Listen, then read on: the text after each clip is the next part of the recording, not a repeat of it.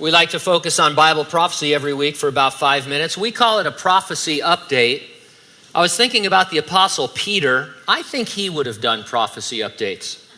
And I'm kind of serious because a lot of what he wrote in his 2 letters is about fulfilled and future prophecy. It seems that he and Jude belonged to a book club. They read the book of Enoch. It's a non-canonical book, but it's mostly prophetic. And both those guys quote from it in their letters, and there's lots of other references to it in the New Testament as well. Approximately 25% of the Bible is prophetic, somewhere around 500 prophecies regarding the last days that are yet to be fulfilled. We ought to be able to identify trends in the world that are expected in light of those prophecies. Now, by far the most well-known prophecy of the last days is the dreaded mark of the beast described in the revelation of Jesus Christ. Whatever it turns out to be, no one without that mark will be able to buy or sell anything. The ruler, most popularly called the Antichrist, is going to exercise absolute control over his citizens. That kind of control is going to require eliminating personal privacy on a large and invasive scale. You'd expect, therefore, a trend in the direction of government, especially invading your privacy. I read an article this week titled, FBI plotting to keep DNA of the entire population on file to create a nation of suspects. Here's some excerpts from that article. President Donald Trump has signed the Rapid DNA Act into law, which means the police can routinely take DNA samples from people who are arrested but not yet convicted of a crime. The law, which was signed in 2017 and comes into effect this year, will require several states to connect rapid DNA machines to CODIS, the national DNA database controlled by the FBI.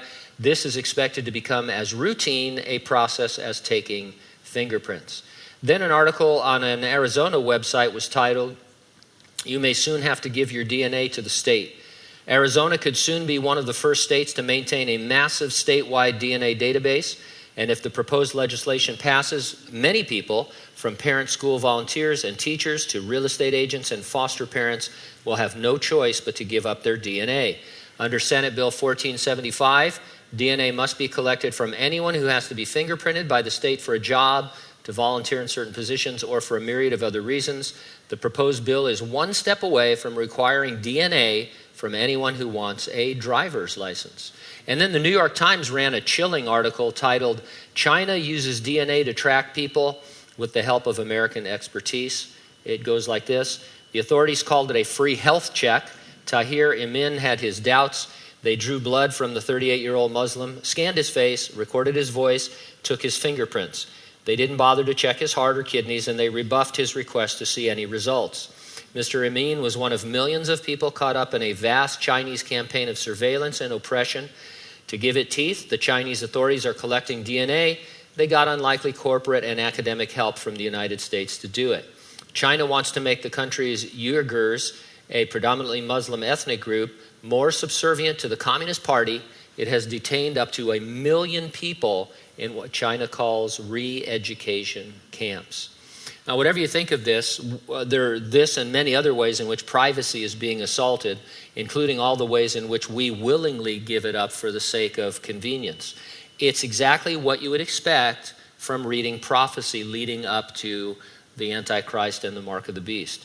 As believers, we expect Jesus is going to return at any moment. He promised he'd return to rapture his church, which entails the resurrection of the dead in Christ, of the church age, and then the translation from earth to heaven of all those who are alive when he comes.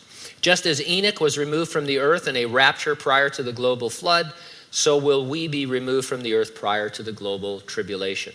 It's presented in the Bible as an imminent, any moment event.